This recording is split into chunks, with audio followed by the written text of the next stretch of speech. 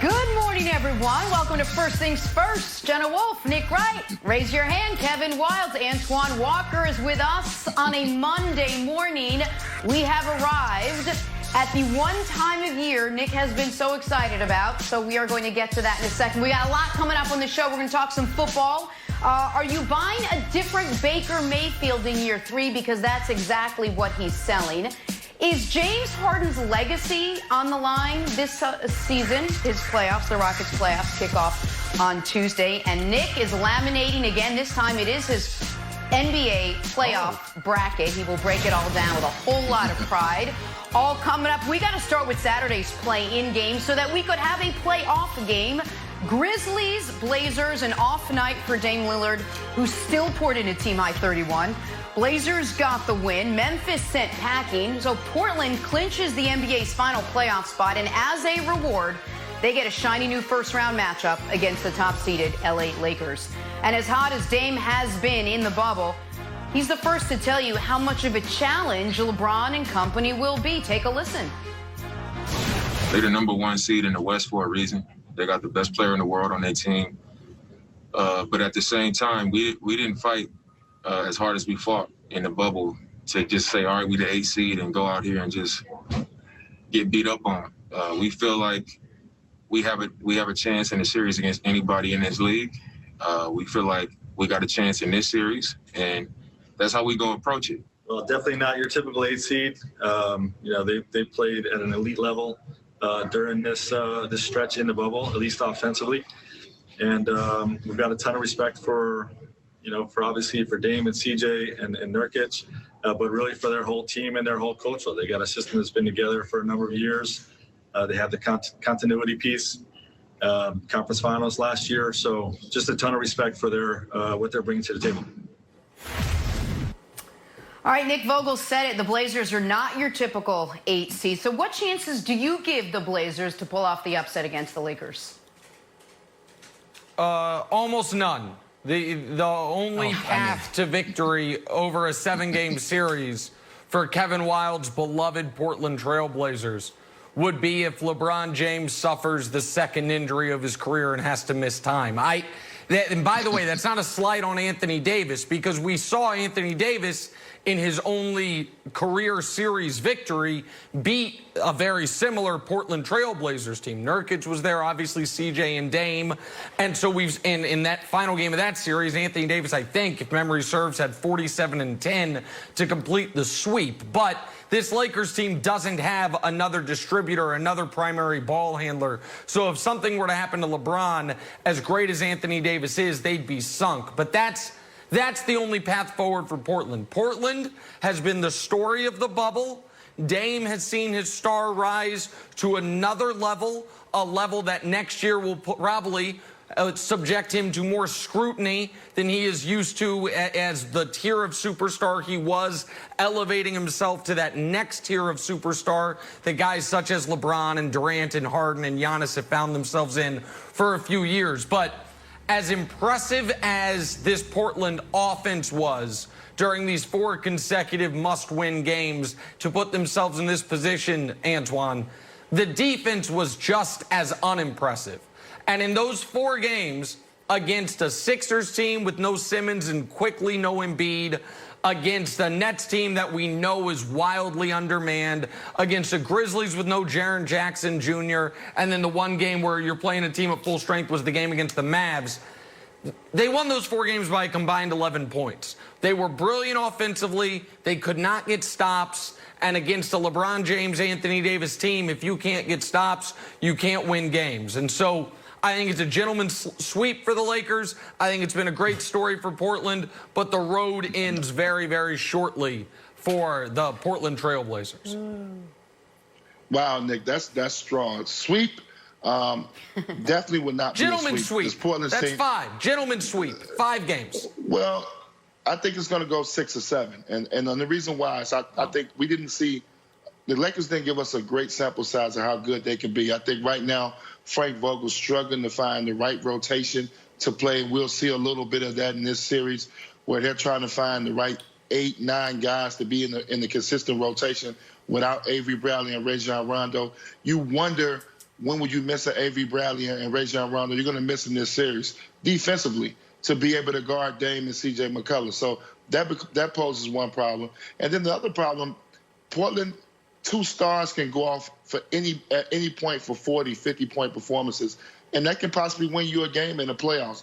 Carmelo and Anthony's playing at a very, very high level. This will be a different series for Melo because he'll be forced to guard LeBron a lot. And I don't know if Melo's going to be capable of handling the pick and rolls that LeBron is going to put him in, handling the basketball out front. I do expect it to be a deep series. This is not a favorable matchup for the Lakers to play in the first round because of the offensive ability of Portland. But look for this series to go, 6 or 7, Nick. I don't see it being a gentleman's sweep. I think, the Portland is playing too good, playing very confident right now. They match up pretty well with size, with their bigs, with them. So this should be a really entertaining first-round series for the Lakers. Okay. So the Bucks will probably sweep. The Raptors will probably sweep. But the Lakers are not going to sweep. They're not going to gentlemen sweep, Nick, either. Let's just look at how the Lakers and Blazers are doing in the bubble. And I don't think the bubble can be underestimated here. This isn't the normal Blazers team. This isn't the normal Lakers team. Offensive rating, the Blazers were the best. Defensive rating, hey, 20th out of 22. I like 20th, and I'm glad our researcher Dusty didn't put 3rd worst. Field goal percentage, Blazers are good. Lakers not good. 3-point percentage, again, Lakers last, Blazers 3rd. Now, look, I understand LeBron has never lost in the first round of the playoffs, Nick. I get it. But if it was going to happen, this is the recipe for a LeBron upset. Oh, no home court advantage. A cold, depleted lineup. You're missing Avery Bradley. Rondo's going to come back in the bubble, but we don't know if he's going to play. We've got Danny Green shooting 25%, Caruso shooting 15%, JR is shooting 9% from 3. 9. A Wolf in 8 seeds clothing. We know they're not a real 8 seed. An unguardable superstar that with Dame is averaging 37 points. And clutch Melo. Nobody had more clutch shots than Melo. So if you want to shut down Dame, you want to shut down CJ, who's broken back, healed, you still got to deal with Melo. Nurkic had 20 points, 20 rebounds the other day. I feel much better than you do about the Blazers team, Nick. And you're also the guy who didn't think they were making it in the playoffs. You're right. That's fair. And I was going to, listen, you felt better about them throughout. You picked them before the bubble started, and I will give you credit for that. But I also must then volley something back to you, Kevin Wildes. If we're going to base our picks or predictions based on bubble performance, then you must believe the Lakers got very lucky that the Suns didn't get in, right? Because if it's bubble performance, the Suns are one of the greatest teams in NBA history. And so we have to look at the totality of what we saw over the course of the season. And again, Antoine, if folks believe the LeBron that we saw in the bubble, in the seeding games, is going to be the LeBron that comes out in the first round, then the Lakers will lose. That LeBron has never existed in the postseason outside of 3 games against Dallas in 2011. He's been a brilliant playoff performer. You mentioned undefeated in the first round, 52-8 in the first round, or 52-10, pardon me, in his career in the first round. So, Jenna, people have no ability to recall pre-seeding games how dominant this Lakers team was, Jenna. No, but Antoine, talk to me about how important momentum is leading up to the playoffs. You're right. This wasn't the typical Lakers team in the bubble right now. But if you just look at who's got the momentum coming in, Dame's hot. That team, that Blazers team is relatively healthy. They're obviously coming off such a high. And you saw what the Lakers did. How much of a factor is momentum, and how much advantage do the Lakers, or rather do the Blazers have with that? Well, I think that's the one advantage they do have, is that they've been playing great basketball. Every game they played in the bubble was very meaningful. So they was able to get a rotation down. They was ready to get themselves in a good groove. If I'm individually as a player, you want to be playing your best basketball come playoff time. And their best players are playing their best basketball right now when you look from top to bottom with C.J. Dame and Carmelo Anthony. And obviously you had the big fella in the middle. So they're playing their best basketball. I think the fear for the Lakers is, I know LeBron James, and he's very intelligent, he's smart. But LeBron James has to take an aggressive approach to this playoff. And I mean offensively. I know he led the league in assists. We know he does a great job of distributing the basketball, but he has to be more selfish coming to this playoff. They're going to need him to score the ball.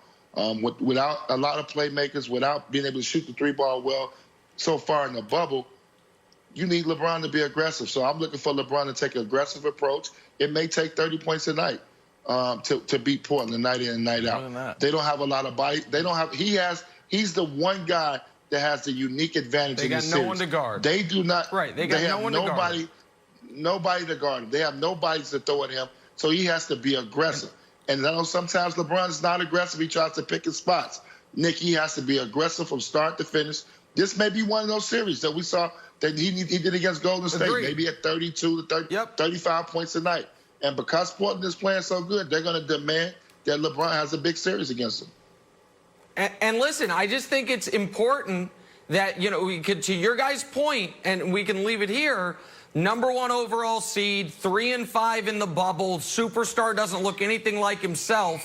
They're in big trouble. So the Milwaukee Bucks better look out, because that's the exact resume they have. I know we don't talk about them, and they're going to be just fine, but it's shockingly, both 1 seeds that had nothing to play for were lackadaisical. LeBron didn't happen to headbutt anybody in his final bubble game, so that's good, I suppose. Wilds, but we'll see if the Lakers have any trouble with the Blazers. No, if the Bucks were playing the Blazers, they should be scared. Let's move on to the Rockets, who open the playoffs without Russell Westbrook. How much pressure will be on the Beard? First things first.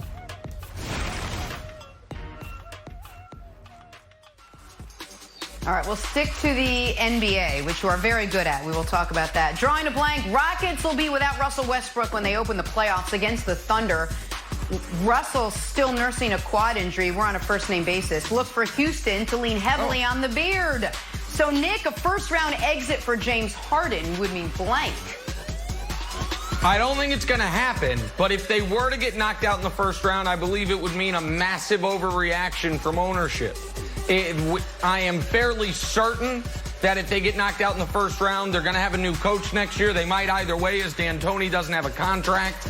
And I would be worried they would be making other major changes in Houston if they get knocked out in the first round after a very tough draw with OKC and if Russell Westbrook's unable to play. Now, Antoine, I believe Harden's good enough to where even if Russ doesn't play, the Rockets can win this series based on Harden's brilliance alone. But if they don't, I think it's going to lead to a pretty big overreaction in Houston. I think it's going to be a lot of changes. I kind of agree with you, Nick. I think, one, you're going to fire D'Antoni. You're going to have to get a new coach to play. And then you're going to have to really look at the roster and wonder how much value does James Harden and Russell Westbrook have throughout the league. When you look at the Rockets, they have no young pieces on that team. You may have to blow this thing up and start getting some draft picks while these guys got a lot of value. I think the Rockets are probably, they had Golden State a couple years in a row. They couldn't get by them. Chris Paul has an injury. Russell Westbrook looks like he's not going to be 100% playing through the playoffs. They just got bad luck. And I think the small ball, shooting the threes, is probably wore itself out. So if they don't get there, it's going to probably be over for them. That's what I said, Antoine. I said the end is small ball. If Steven Adams comes in here and starts looking like Wilt Chamberlain, I think everyone's going to look around and be like, oh, rebounding. Turns out that matters. So I think it would be the end of small ball and some front office changes as well, Jenna. All right, moving on. The Heat-Pacers series tips off tomorrow. All eyes on Jimmy Butler and T.J. Warren as their feud continues. But Butler recently said, what feud? The beef between them is dead. Not sure Jimmy knows how to sell a series. Nick, Butler saying the rivalry with Warren is dead is blank. It's accurate for now. And I think it'll remain accurate because I think the Heat are going to win the series. But T.J. Warren can get this rivalry or this feud fired right back up with one 35-point game and a victory. The problem is Jimmy Butler and the Heat have owned this matchup, and T.J. Warren has struggled mightily in the bubble and outside of the bubble against Jimmy. So I agree with one of Kevin Wild's BFFs, Jimmy Butler, that right now the rivalry is dead. T.J. Warren and the undermanned Pacers, by the way, the banged-up Pacers, could change that, but I don't anticipate that they will. So I think, Antoine, it's accurate for now. This is a true statement. I think Jimmy Butler is 100% correct. And the reason why I look at the last game they played, if I'm TJ Warren and I got the green light, I'm going to shoot more than 14 times. I just got to get that ball in the air 25, 30 times. I'm going to take it personal against Jimmy. But unfortunately, Jimmy's one of the best. And Jimmy's one of the better defenders in the league. I got to give Jimmy Butler's credit. He's probably the top 3 defender in this league. And I don't believe that TJ Warren's offensive package is good enough for him to be able to dominate Jimmy Butler. Doesn't handle well enough. There's some things offensively that he doesn't have that Jimmy's just great at defending. So I think Jimmy Butler is right about this. This is probably dead. Okay. Is this part of the narrative, do you think, Nick? That it's like Jimmy Butler, it's sort of like the battle peaked and now it's going back down. It's going to come back up because this is just terrible media from a very media-savvy guy to be like, hey, this big matchup, it's dead now. We're not going to talk about it anymore. So I'm hoping that this is part of Jimmy's master plan, that it's going to be like resurgent, like The Undertaker, and the battle will keep going. See, like I'm not happy if this rivalry's dead. Like, how much America, you want to know how much Wilds loves Jimmy Butler? He's also assigning to a media savant and storyline creator, in addition to starting shooting guard. He just loves Jimmy Butler. It's a non-story story. It's a double negative. On to the Blazers. After their play-in win, Dame Lillard became Dame Dalla as he dropped a surprise EP. He's a multitasker. I'm a multitasker. We're so the same that way. Nick, Dame Dalla dropping a surprise EP from the bubble is blank. It's not going to age well. Listen, I understand this is Dame's moment, and he deserves it. But 10 days from now, when the Blazers have gone home, and we're like, wow, CJ did 11 podcasts during the playoffs. Dame released 2 albums. This guy. That's intriguing. That's an interesting development for a team that lasted 5 games longer into the postseason than the Warriors are going to. I mean, and so listen, the media is so funny because look into the crystal ball. Here's what I see. I see Damian Lillard's season ending in the first round. James Harden's season is going to end in the second round of the Lakers. And guess what? James is going to be called a laughable failure, and Dame is going to be called one of the next faces of the league. Because we just decide, guys, the level of success they need to have for us to congratulate them. Dame's part, the moment, is relatively low. Harden, who we're talking about blowing up the entire team and trading him a few minutes ago because they are second best players injured and they could lose in round 1. It's just totally double standards here. And so, but I don't think releasing this EP is going to age well, Antoine, when the Lakers are up 3-1 going into Game 5. I'm different, Nick. I think this is great. I think this is great for basketball. I mean, you got to think about it. They're in the bubble, Nick. They don't have a lot of things to do. They're without their family. You know, this guy's playing unbelievable. So he's not, wasting time rapping and not performing well. He's doing both. And I like Dame. I think Dame could be a very, very good rapper. We know it's hard to be an NBA player and a good rapper, but I think he's really good at it. So I like it. I think it's great. It keeps his swag going. It keeps his it just keeps him going, keeps his swag going. Probably, keeps the team hyped. So I like it. I think it's great. Jenna, what was that old person app? Remember, you could take a photo of yourself and age. That's just what happened to Nick Wright. He broke out a take from the mid '90s. Whoa, if Shaquille O'Neal worked on his free throws instead of releasing albums with the Fushnik and see where we would exactly what you did, Nick. You know you did. That is not what I did. Focus on running the high pick and roll. Get out of the studio. That's exactly what just happened. Nick. You just turned into an old man. That's the oldest man take in all it takes. Go ahead. Okay, allow me to be clear here. Whether Dame releases 11 albums or none, the Blazers' postseason is going to end the same way. I'm not blaming a loss or an upcoming loss on his rap career. I'm just saying I don't think it's going to age well. When you look at the Dame Lillard discography and you're like, oh, what's this one from? And it's like, oh, he released this one 3 days before LeBron put 47 on his head. Did he print a CD in the bubble? That's not what I'm saying. On a physical CD? Dame is Dame's the best athlete to turned rapper maybe ever. And he's playing great. I give him immense credit. I just don't think it's going to age well. Do you have an answer to this, Wiles? Are you just going to mock me, or do you have your own answer? Wiles is so comfortable in this role. He loves it. He loves it. All right, guys, let's talk some football. Another high bar for the Cleveland Browns this season. Baker needs a bounce-back year. He knows last season got away from him. Take a listen. The past couple of years have been a roller coaster of emotions and not nearly as much success as I'm used to. So I would say I lost myself, not having that success, not finding out what was working.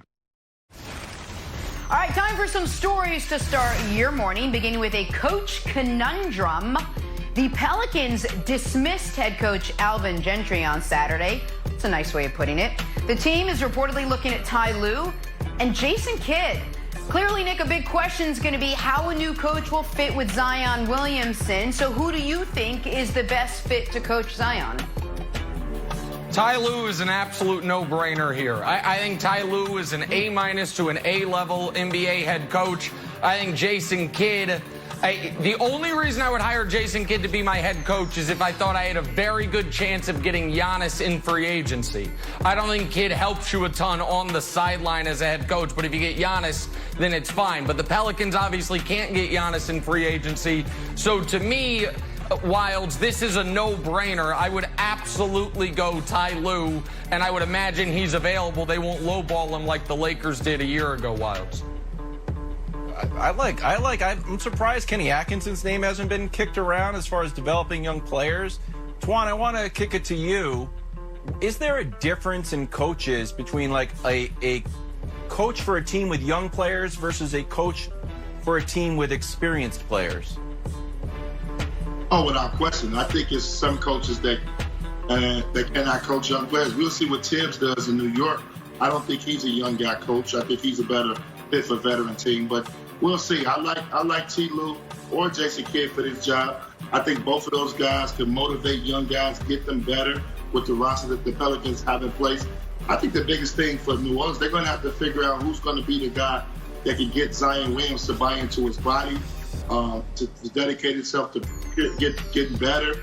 If they could do that, then that's the coach that's going to be the right coach for him. I think T. Lue has an advantage because he's coached the greatest player in the league right now in LeBron James. So both of those guys are fine. Will be great hires. All right, moving on to the Brooklyn bench boss. The Nets are reportedly expected to pursue Greg Popovich this offseason. That's what you call a pipe dream, but a dream nonetheless. Antoine, what would Pop mean for Durant and Kyrie? Don't get me wrong, I love Pop. You can't take anything from him. One of the greatest coaches, if not the greatest coach to ever coach the game. But he wouldn't be a good fit for those guys. Those guys, I'm a firm believer that, you got to get some guys, some different type of guys to motivate Kevin Durant and Kyrie Irving. Because the biggest thing is getting the pieces around. Kyrie and both have won championships. How can you get those other pieces to buy in to become a championship level players?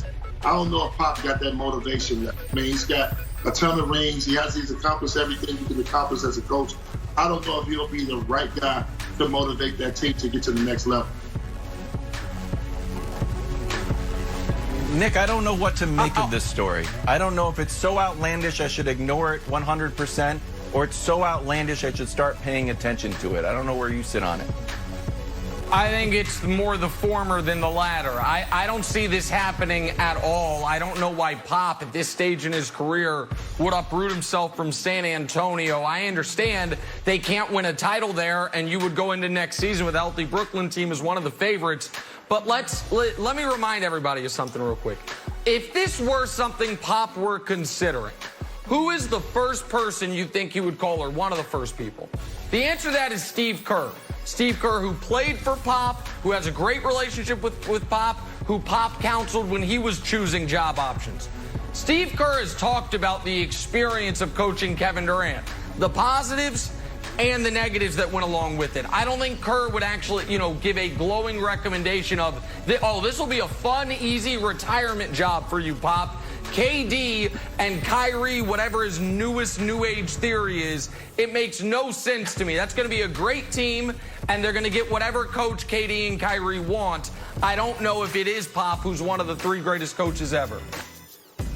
No, but it's a fun rumor to discuss. On to the best of the bubble. Dame Lillard was named unanimous bubble MVP on Saturday. But it was our guy Nick Wright who took home the real honor, nailing the all-bubble first team of Dame, Harden, Luka, Booker, and TJ Warren. Nick, kudos to you and your picks and the sad knowledge that you still don't have a vote, but that's neither here nor there. Okay, so those were the guys who made it. Nick, who do you think was the biggest omission?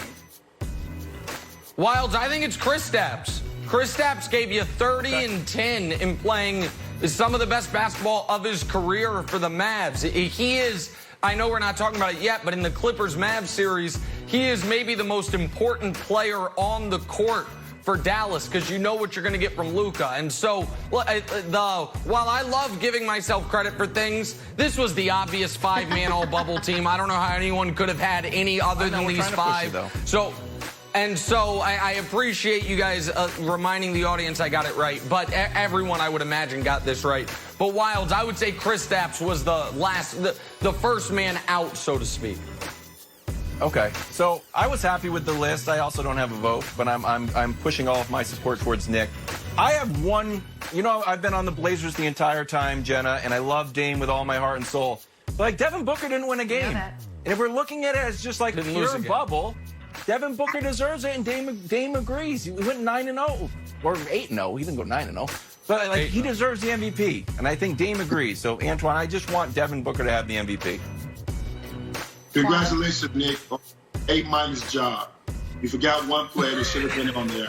And Michael Porter Jr. should have been on there. Michael Porter Jr., the only 50-40, 90 guy, averaging 20 points in the bubble, had an unbelievable bubble, and he's on his way to being a superstar in the league. They can let Paul Millsap retire now, and Michael Porter can become that power forward to go alongside Nurkic. So I think you had a great list, Nick. James Harden could be replaced with Michael Porter Jr. Most improved of the bubble, Michael Porter Jr. Yeah. From one prediction to the next now, with the NBA playoffs officially tipping off today, Nick will make his playoff predictions. Nick, I've waited 8 long games for these predictions. Let us start with what you have in the Eastern bracket. All right, just like the bubble, I went 5 for 5. Here, I'm going to go 15 for 15 as far as who's advancing. I can't guarantee I will get every series down to the game, but I imagine I'll get most. In the East, the easy part is obviously the Bucks are going to dominate the Magic. I think the Heat will handle the undermanned Pacers. I like the Celtics over the Sixers. I think Embiid wins them a couple games. They have an off night. I think it goes 7, but the Celtics win. And obviously, the Raptors are going to beat the Nets. I have it going 6 out of respect for how hard the Nets played.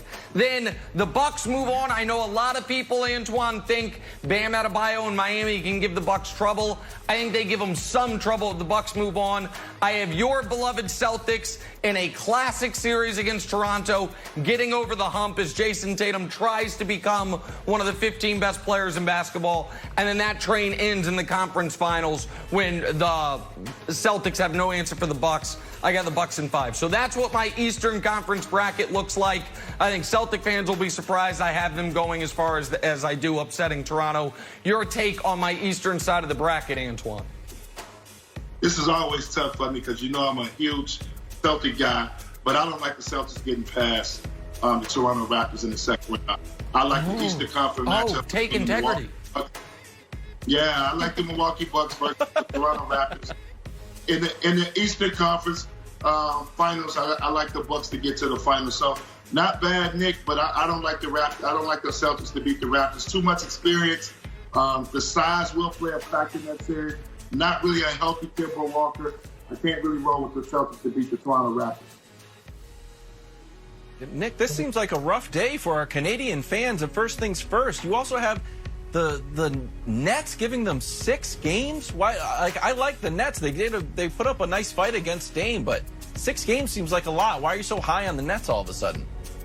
Well, just shout out Jacques Vaughn, Karis LeVert. I just love how they played in in theory, meaningless game against Portland at the end, I think that I don't think the Nets get walked over. And I think the Raptors, they're defending champs. They know they're going to move on. I just don't know if they're going to have a total sense of urgency in round one when they know they're going to have Boston, and if they get past Boston, Milwaukee in the next round, Jenna.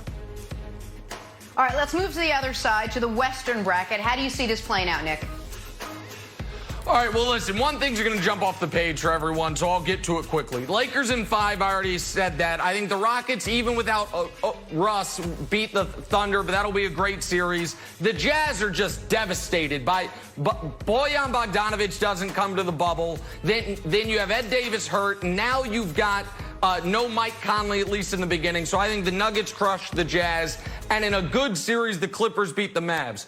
Obviously, I've got the Lakers beating the Rockets. I think that'll be a great series, beating them in 7. And then this is going to be the surprise for everyone. I thought the Nuggets, Antoine, you were just giving Michael Porter Jr. a ton of love. I know Gary Harris Jr. and Will Barton haven't played yet. But with Jamal Murray back, with Jokic doing Jokic things, slow-mo, brilliant passing, Arvydas Sabonis-like, the addition or the emergence of Michael Porter Jr. to me, Antoine, is really intriguing and could be enough to put them over the top on the Clippers. On top of that, I know everyone is saying, oh, the Clippers have Montrezl Harrell back. He hadn't played basketball essentially in 5 months. I don't know if Montrezl Harrell is going to be, we saw what Zion looked like. I don't know what Montrezl Harrell is going to be able to give to them. I think you're going to need all of your front court against the Nuggets in round 2. So the big surprise, I'm sure, for many is having the Nuggets beating the Clippers. It's not probably a surprise to anyone. I have the Lakers winning the West, Antoine. If Russell Westbrook doesn't come back healthy, I like OKC to get out that series with that 3-guard offense. I like them to get out because they can play small ball with the advantage being Steven Adams in the middle. You can have a legit 10 on the floor. So I like OKC upsetting the Houston Rockets in that first round. Denver Nuggets, I do not believe they can beat the Clippers. I just believe the Clippers are a playoff team that's championship built. I know it's hard for people to believe that they're going to just be able to turn it on. We didn't see a lot of great basketball out of them. Obviously, they had some distractions, but I still think the Clippers are a team that's built to win a championship. So I think they'll get to the Western Conference Finals against the Lakers. It's going to be a grueling 7-game series against the Lakers. I like the Lakers in 7 games to beat the Clippers to get to the finals against the Milwaukee Bucks. Still going to stay with the Lakers. I just think LeBron James is on a mission. Anthony Davis is playing at a very, very high level. By the time they get to the Western Conference Finals, they'll have an 8-9-man rotation in place, and they can get past the Los Angeles Clippers. Antoine, I want to throw it back to you for a second because I vehemently disagree with Nick's list. I don't want to acknowledge it too much. The Blazers are not going to get. They're not going to lose in 5 games. But just theoretically, if the Lakers have to play worst case scenario and they still are successful, 3 7-game series. And Nick, I think you've got the Bucks playing 15 games and the Lakers have to play 21 games. Just theoretically, how much of a toll do you think that would be in getting to the finals by having to play 3 7-game series versus a moderately fresh Bucks team? I mean, it could definitely take its toll, but I think with the way these guys took off a couple months, they should be fresh and ready to go. We all know LeBron James is probably the best conditioned athlete in the league, so I don't worry about that. I don't worry about it going 7. You know, one thing in the playoffs, you want to play, and these guys will be ready to go. The fatigue factor will not come apart. All these teams are well rested. No travel part. Okay. And then just to quickly here, because I know we're late. I've got Lakers Bucks. I've got Lakers in 6. We can debate it later in the show. And to Wild's point about how exhausting the multiple 7-game series can be, the last time LeBron had to play multiple 7-game series to get to the finals, he was so exhausted by game 1 of the finals, he dropped 51-9-9. So I do think it is a legitimate concern, Jenna. All right, well, despite Nick's predictions that the Lakers will win it all, Dame Lillard is still going to show up, and he still wants to win. Take a listen. They're the number 1 seed in the West for a reason. They got the best player in the world on their team. But at the same time, we didn't fight as hard as we fought in the bubble to just say, all right, we the 8th seed and go out here and just get beat up on. We feel like we have a chance in the series against anybody. Back here with Michael Vick.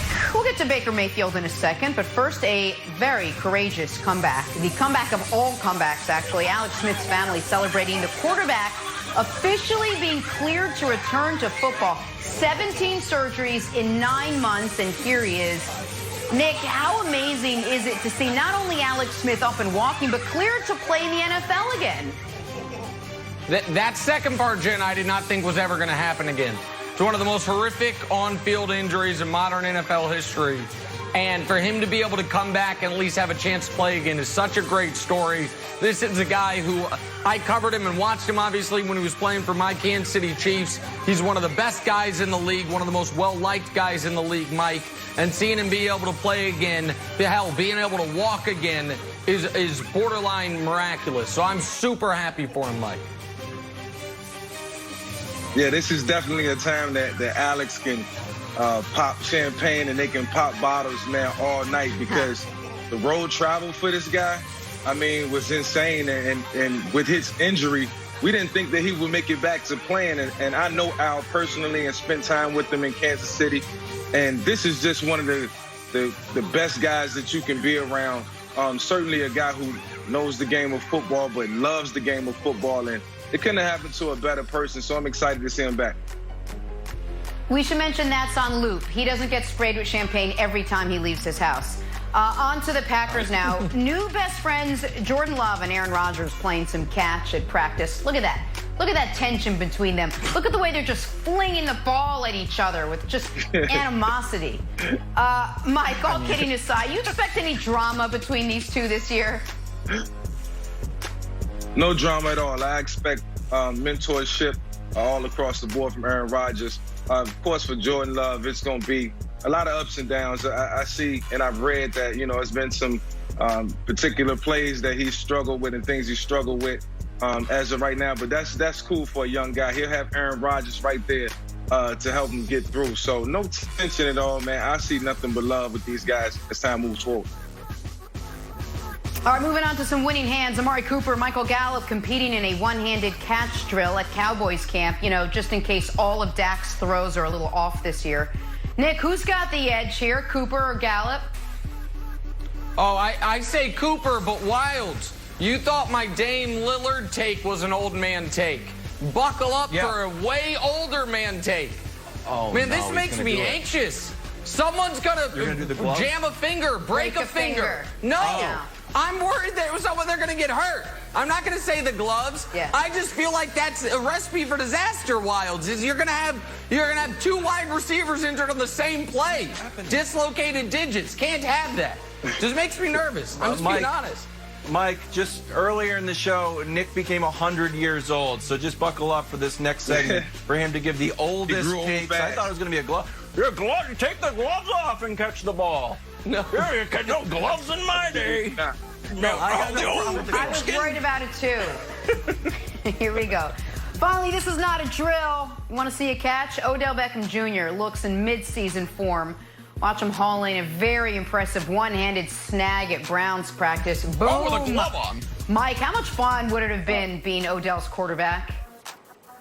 I would have loved a guy like Odell. I mean, you're talking about a guy with speed and size. The one-hand catches that he makes is something that every receiver can't do. So, when you can put a ball anywhere around the receiver and you know he's going to come up with the catch almost 60% of the time, it makes you very confident as a quarterback. And Baker Mayfield should be lucky and feel lucky to have a guy like Odell Beckham on the outside. All right, speaking of Baker, quarterback Baker Mayfield's resume has been nothing shy of impressive. He won a Heisman. He said he broke a record. He's won on every level. But after his second season, where he struggled and where the Browns finished a disappointing 6-10, Baker admitted his lack of success weighed heavily on him last year. Taking a listen to him. I wouldn't say it's a poor me type situation, but I just going and having success all through high school and in college and having that standard so high, and then coming into just the past couple of years have been a roller coaster of emotions and not nearly as much success as I'm used to. So I would say I lost myself, not having that success, not not finding out what was working. I think I tried different ways of, trying to have that success, and I didn't find it. So I lost myself in that, and I wasn't able to be who I am for these guys on the team. And I've told them that, and I told them that if I'm not doing that, hold me accountable. So just finding that, finding out I got to get back to the basics, like I said, and establish myself in this new system and attack it. So, Nick, what do you make of Baker Mayfield saying he lost himself a little bit last year? Listen, I think this is a really positive sign. And shout out to Baker. That's the best his beard has ever looked. He looks great. He looks ready to go. But I also think that I think it's a positive sign because Baker last year failed for the first time, in his football career. And he is recognizing that because of that failure, this is the biggest year of his football career since he walked on at Texas Tech. Since he was just, one of many kids trying to find, can I play Power 5 conference football even as a non-scholarship player? And so my advice for Baker, Michael, would be to make it as simple as possible. Why was he bad last year? He couldn't stop turning the ball over. 12 picks in his first 7 games, and he didn't get any better by the end. 8 picks in his final 5 games. He was a turnover machine. Because of the upgrades the Browns have had on both sides of the ball this offseason, and because of what their schedule is, a third of their schedule is Washington, the Giants, the Jags, and the Bengals. If you just don't make a mess of things, you're at 5 wins before the year starts. And so if he simply, at least early in the year, focuses on not screwing it up, I think by the end of the year, he could be surging. But I do think that the accountability is important, Mike, and I do think him recognizing the importance of this season for his future in Cleveland is critical because he has no business being top 3 in the NFL in interceptions. A quarterback that accurate should never deal with that like he did last year, Mike. Yeah, I agree with you, Nick. I think Baker just got caught up in him having to do everything himself, him having to put the team on his shoulders and carry the entire team. When you got guys like Landry and when you got Odell Beckham, on the outside, you got guys who can take the pressure off of your shoulders. But as quarterbacks, naturally, you feel if you're starting to lose, things not going well, you want to take it upon yourself to make sure everything goes right. And it's just not the way to play the game of football at the quarterback position. What Baker has to do is go back to the drawing board, get back to the basics. The way he played his rookie year and the way he finished his rookie season, go back and watch that film. When I arrived in Atlanta, I felt like I was the savior. I felt like I had to do everything. And then as time went on, we brought in guys like T.J. Duckett and Warwick Dunn. And I started to use those guys as offensive weapons to help me with my game and to make the team better offensively. So Baker has to understand that the onus is not all on him.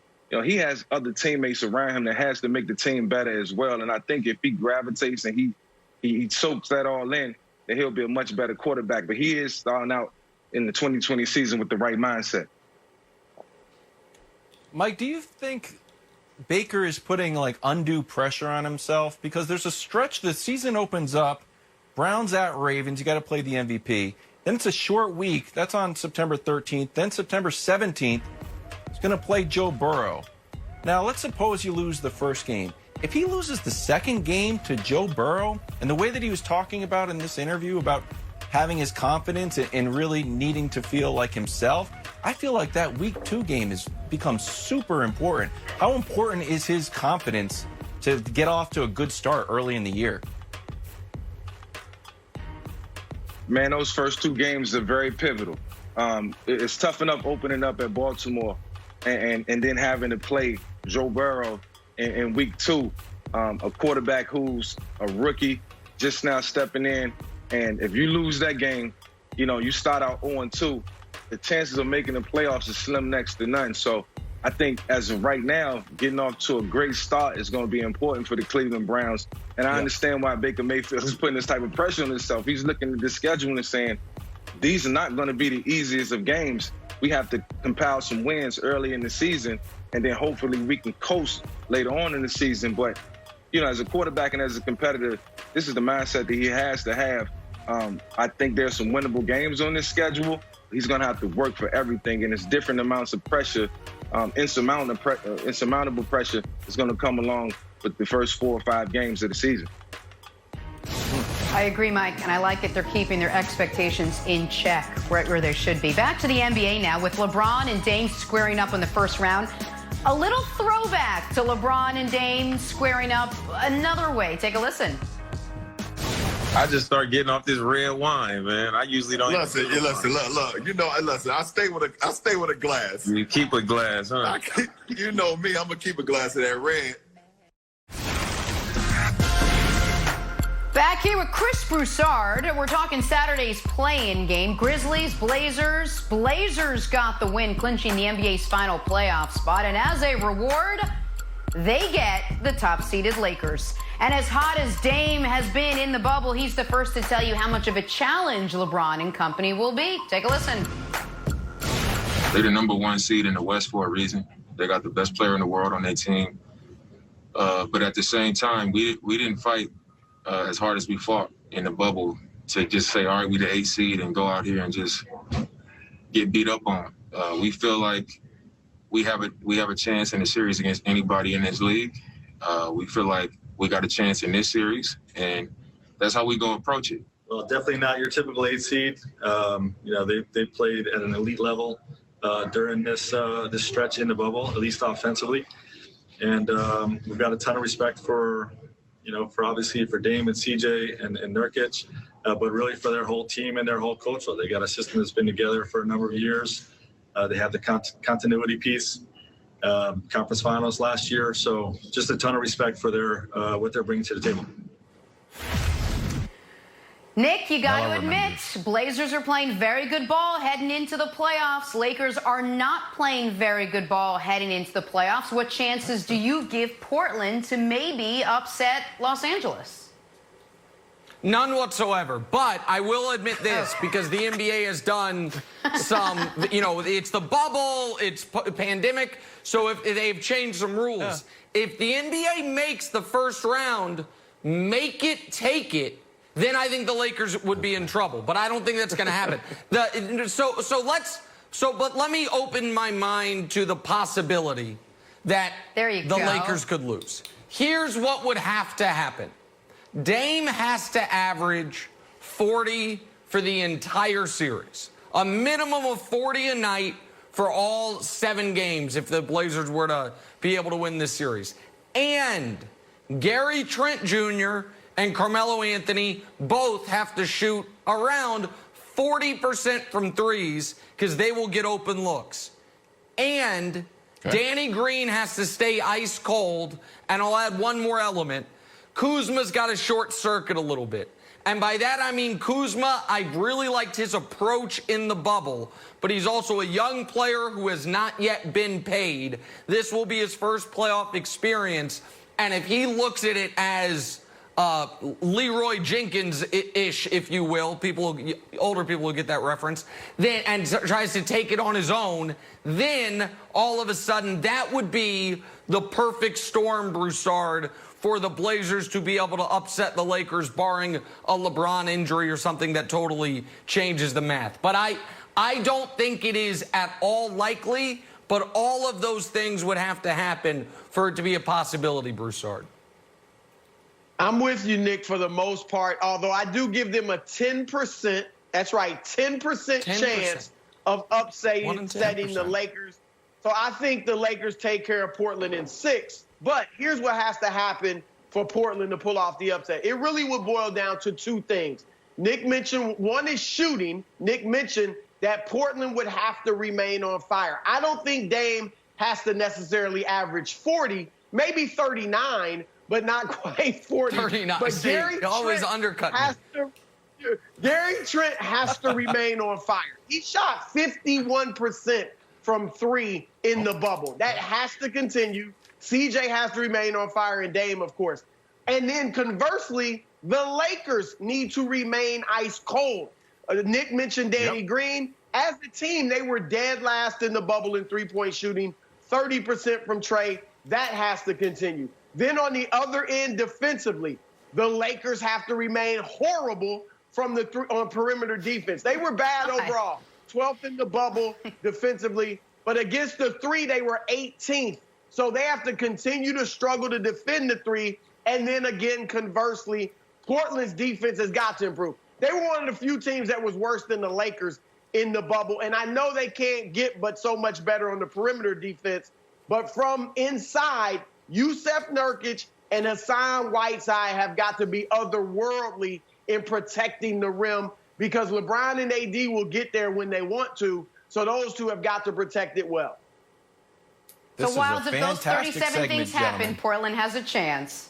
Yeah. No, I like this. You know what? Broussard has always been on the Blazers team. He's trying to play. He's a little bit on the fence. He's like, wow, it's you and me and the Blazers. I'm like, that's right, buddy. And then he's like, Nick, you and me and the Lakers. I've always been a Lakers fan. And it's like, Broussard's killing us. I thought he was on with me.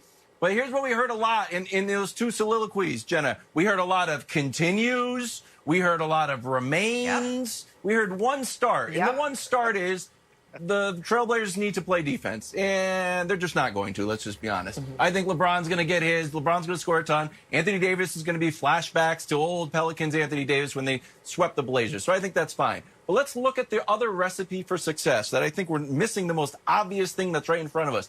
There's no home court advantage. I know it's super obvious, but LeBron's never lost a first-round matchup for one reason. He can win his home games. Now, you can't rely on that. We don't know how the flow of this series is going to go. Cold, depleted lineup. Yeah, the other obvious thing we're not talking about, there's no Avery Bradley. So this team, that's the #1 team for a reason, as we heard Dame say earlier, like, yeah, they are. But some of those guys aren't there. And instead, you got Deion Waiters and you got J.R. Smith, who, don't get me wrong, I'm a J.R. guy, but he's cold. He's ice cold, shooting 9%. Danny Green shooting 25. Caruso shooting 15. A Wolf in 8 seeds clothing. We know this is not a real 8 seed. First of all, they were a 10 seed. They're really a 4 or 5 seed as constructed now. They went to the Western Conference Finals last year. Unguardable superstar, obviously Dame is killing it. Oh, let's stop Dame like the Pelicans did. Just neutralize Dame. Bad news. Guess who that is? Wearing a headband. Clutch Melo. Broussard, we talked about Clutch. Remember we were talking about playoff Melo? And you're like, I don't know if there's playoff Melo exists. I'm not 100% sure either, but I know that Melo's been the most clutch guy. So if you stop CJ, you stop Dame, boom, kick the ball to Clutch Melo. LeBron's like, oh, it's my buddy Melo. I'll let him get that shot. Boom, game over. So look, maybe it goes 6, maybe it goes 7, but you got 10. Nick's at 0. I will take the over on both of your chances. Am I going to say it's going to happen? I'm not sure, but I'm taking the over, Nick. What do you mean you're not sure? Oh, hold on. Right. So much was wrong with that. Not sure. So much was wrong with that. Future?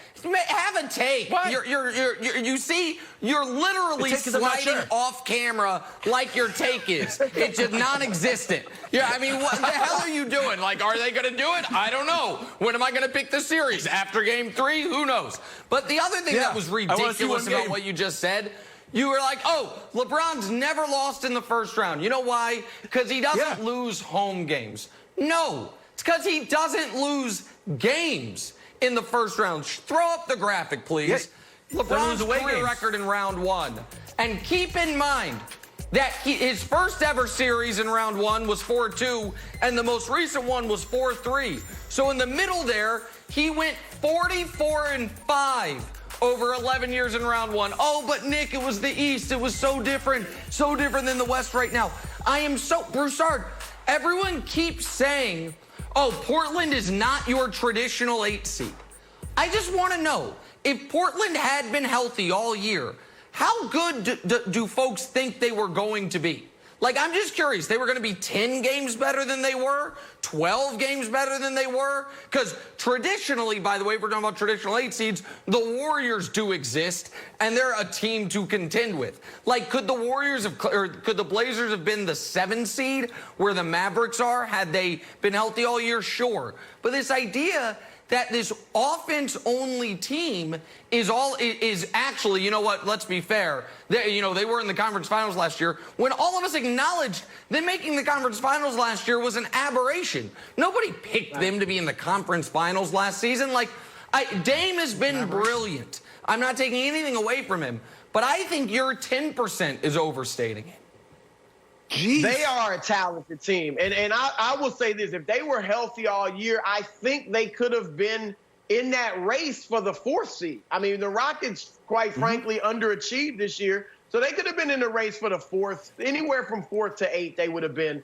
But I'm going to throw this bone at Wilds.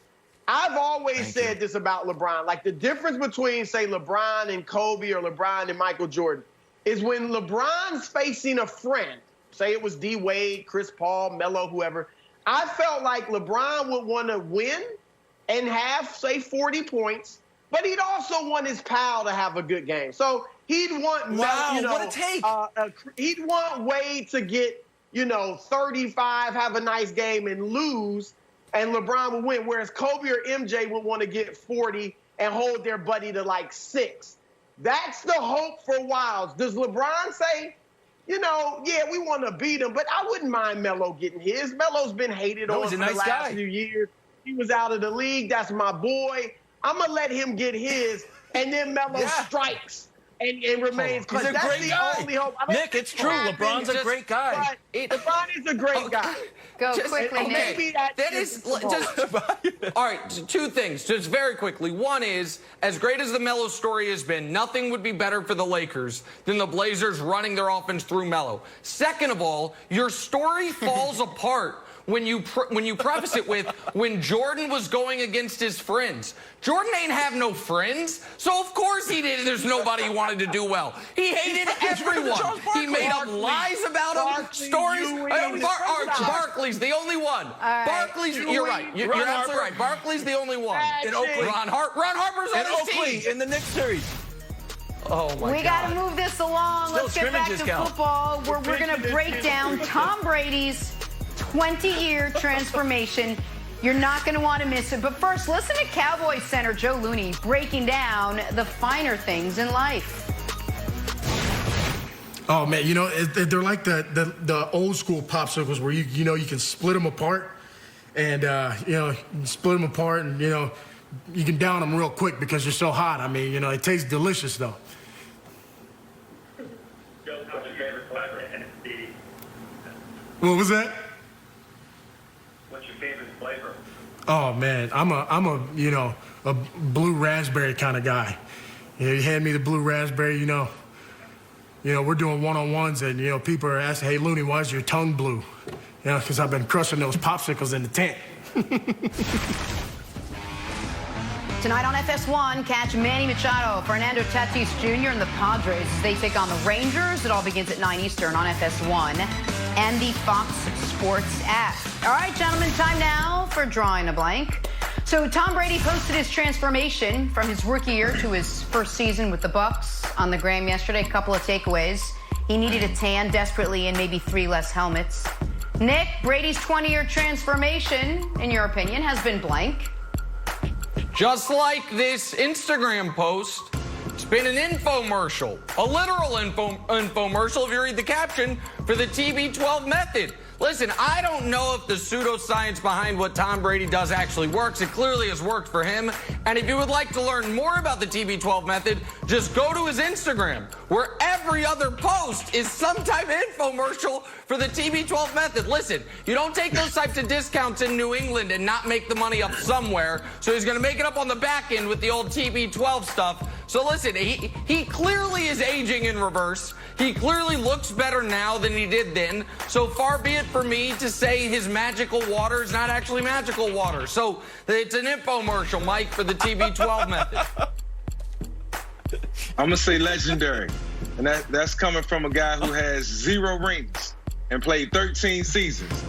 I won't say that it's envy towards Tom Brady because I have too much respect for the quarterback position.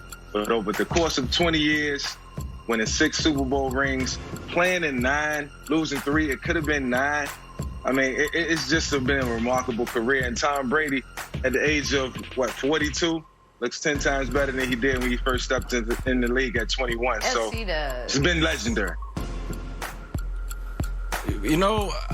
Nick, What's up, can you Bob? give me some help? Because Tom Brady's infamously doesn't like tomatoes, or he does like tomatoes. I can't quite get it. It's like flammable and inflammable. So I don't know if I'm supposed to be pounding tomatoes or avoiding tomatoes altogether. And I get it confused every time. And I think it's really hurting my physique.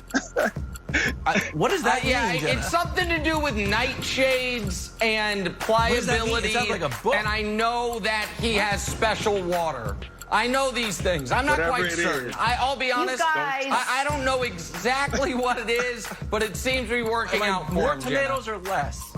Jenna, more tomatoes. Whatever it Take is, a don't deeper stop. dive. Yeah. Less tomatoes, less nightshade vegetables, and he hates strawberries. There you go. I don't know anything about the water. On to the Packers now. Their head coach, Matt LaFleur. He doesn't eat strawberries, Tom Brady.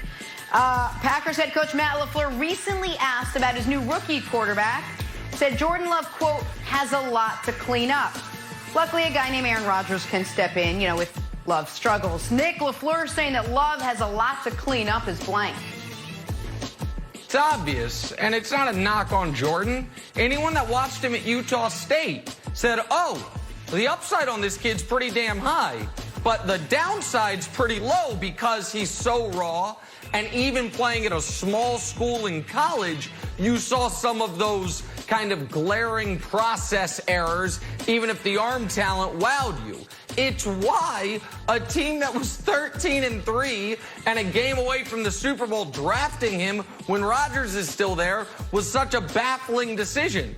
Because it's not as if it's like, listen, we think we're such a good team, we need someone who, if Aaron gets dinged, as he has two of the last 3 years, he could step in. Jordan Love ain't going to be ready to step in at any point this year, and that's not an indictment on him at all. It's just the reality of where he is. So, Mike, to me, this is obvious. It's not indictment, but it just makes the pick all the more head-scratching. Obvious, and I'll say factual, because he's probably out there missing reads, missing checks. Nothing against him. He's a rookie quarterback, and that's natural. That's going to happen. Safety's walking down in the box, pre-snap reads aren't there, see the corner pressed and ball is snapped and the corner's off. These are things that Jordan Love is going to go through, but in time he'll get better. But the guy looks good. He looks good as a quarterback specimen. I like his size. I like what he presents. I like what he brings to the table. Unfortunately, he won't be playing this season because Aaron Rodgers is still at the top of his game. That's right, Mike. I went with last call. Last call for the Jordan Love storylines this year. We're less than 4 weeks away, and it's a nice preseason storyline. But last call for this. So this is the last video you're going to see of Jordan Love on the show. The narrative is going to end. It's a new narrative. Boom, Tim Boyle comes into the scene. Hey, guys, what about me? And there's a three-way controversy in Green Bay. No, there's not. Last call for Jordan Love. We're going to move forward to real football. Goodbye, Jordan Love. Good luck, but no more narrative on the show. Hello, Baker Mayfield.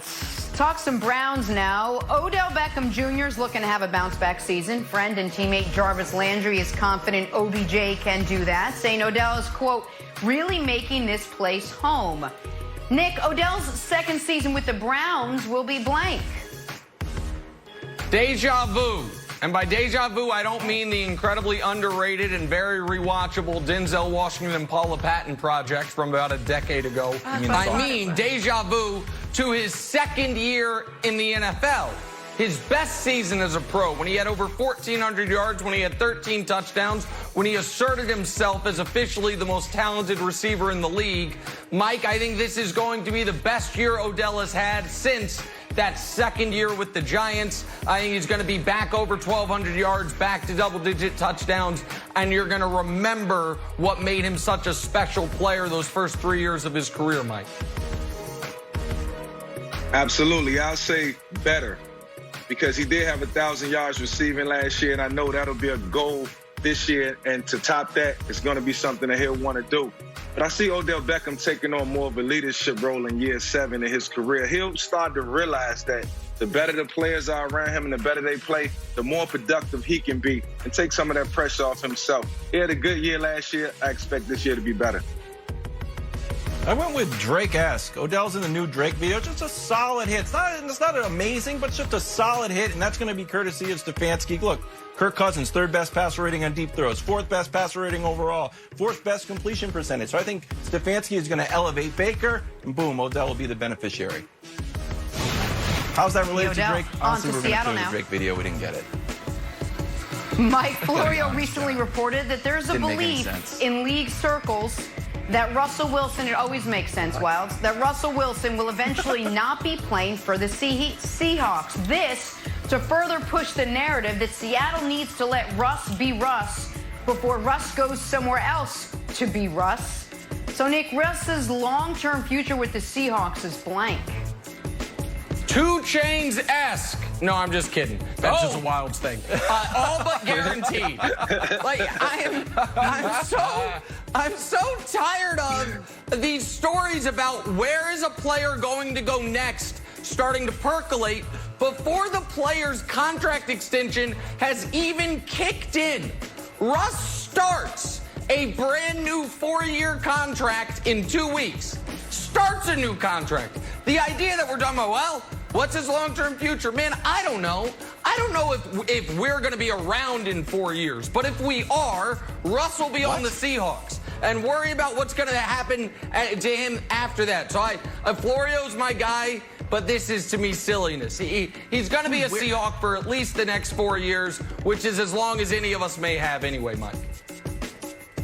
I'll say his future is secure. His future is very secure in Seattle. Listen, good quarterback play. It's so hard to come by that when you get a guy like Russell Wilson, you better cherish him for 15 years on out. I mean, the guy's done everything under the sun. He's made plays that, we probably won't ever see again. He's dynamic in his own right, and that won't change. I never let a quarterback like Russell Wilson go, and I think he'll be in Seattle for a long time until he's ready to leave. If he decides to go, then maybe he'll go. But as long as he want to be there, that franchise won't let him be. Yeah, I agree, Mike. I went with Mr. Unlimited just because it's my favorite clip. I know a lot of people didn't like it. I thought it was very interesting. He's 86-41 with the Seahawks. I don't think he's going anywhere. And that was also, just for the record, Jenna, a very fatalistic take from Nick Wright. I don't know if he's talking about asteroids or what, but kind of brutal. Can't look out, can't project. We're going to be here in 4 years. We're going to be here. My God, long-term planning's overrated in 2020. Live for the now, Seattle. So is Try to win the Super Bowl right now. You know what? Don't worry about the down the road. Go get it. All right, guys, let's get back to a little basketball. Kawhi and the Clippers' road to a title starts tonight against the Mavs. First things first. Gotta fund it.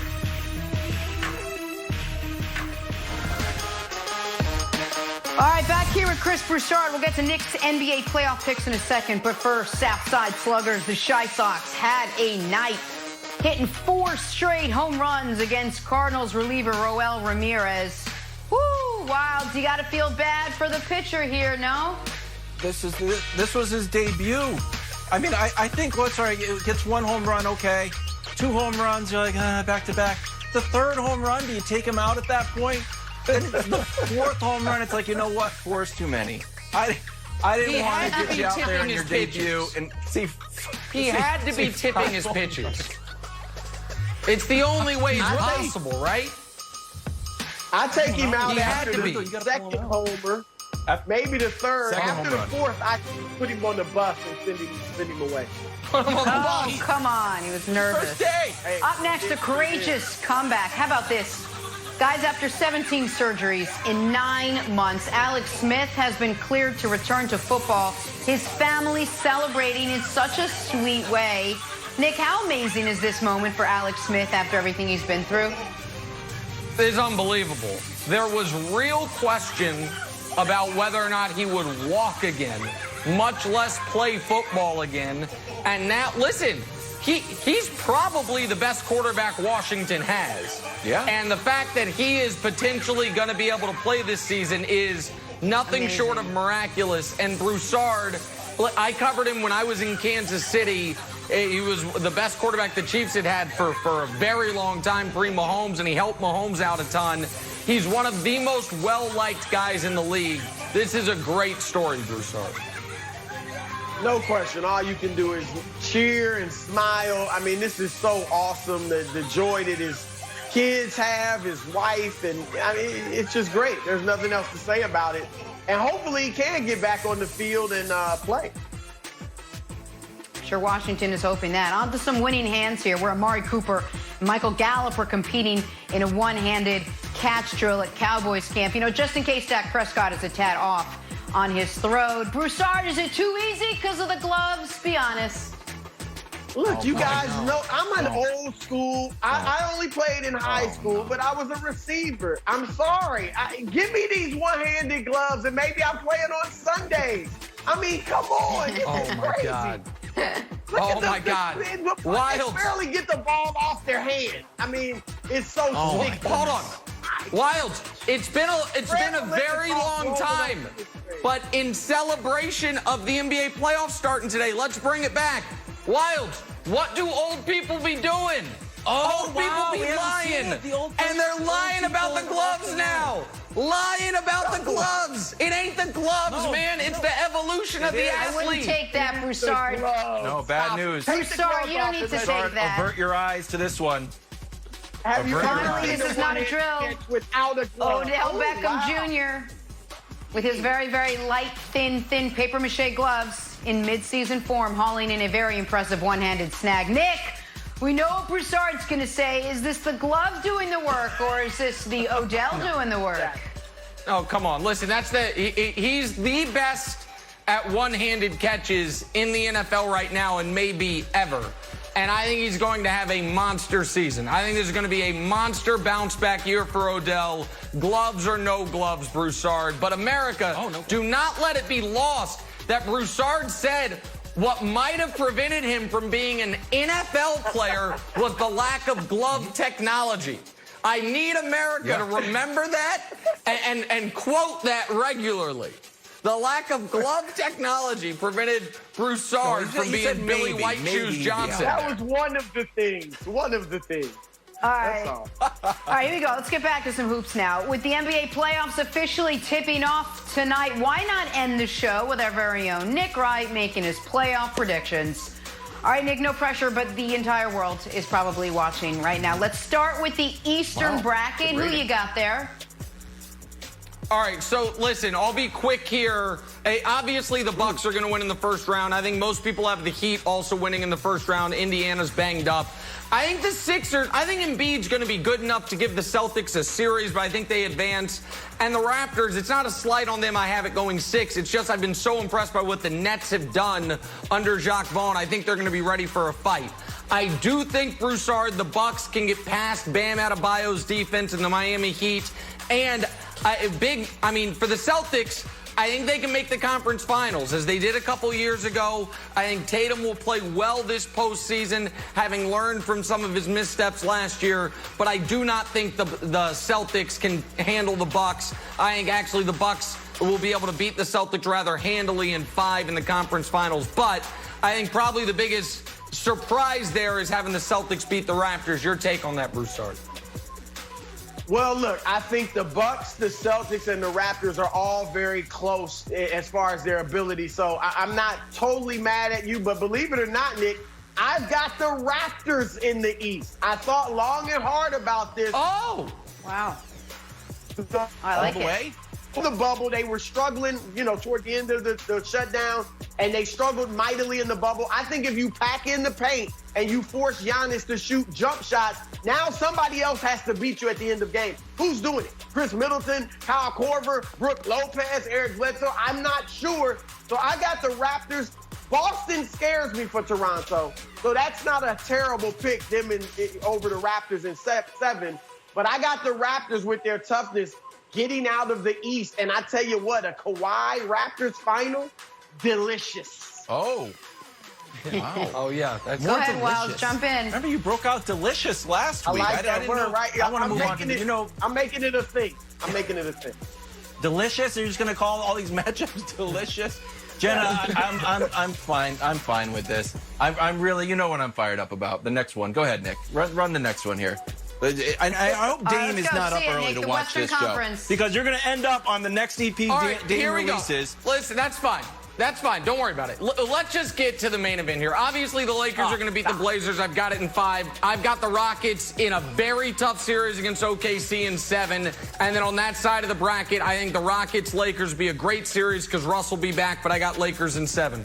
Bottom side of the bracket, I told you a month ago, Broussard, that I think Dallas could play the Clippers to 6. I'll stick with that. The Jazz are banged up. They're going to get annihilated in the first round, I would imagine, especially with Conley leaving the bubble for the birth of his child. And then what I'm sure you're going to want to talk about, just the absolute sacrilege that I would dare have the Denver Nuggets beat the Los Angeles Clippers. The unbeatable Clippers, who we don't know if Montrezl Harrell's in any type of shape. You've got, by the way, Broussard with a little kind of takes working against each other. Kawhi is so great. How can you ever pick against Kawhi? By the way, the team Kawhi left, they're making the finals. So wait, did he carry them the whole time, or were they awesome? So did he get too much credit? I'm confused. But regardless, the emergence of Michael Porter Jr., no one on the Clippers to deal with Nikola Jokic, the Nuggets getting Jamal Murray back, all those reasons. That's why, unfortunately, as much as we would all love to see it, I don't think we're going to get the battle for Los Angeles, because I think the Nuggets are going to step in the way, Broussard. Worst bracket I've seen in decades. Decades, I tell you. I mean, are you serious? Decades. First of all, your beloved Rockets are going out in the first round if Russ misses more than one game. If he misses more than one game, they won't get to the second. They won't live to see 2 weeks from now. Let's go to Denver. You talk about the Clippers' lack of chemistry. Guys haven't been there, and I give you that. But guess who has even more, commotion going on with their roster? The Nuggets. I mean, is Michael Porter Jr. going to be able to adjust to being maybe the fourth option if Will Barton and Gary Harris come back and play at some point? And that's one of them good problems. Porter Jr. is great.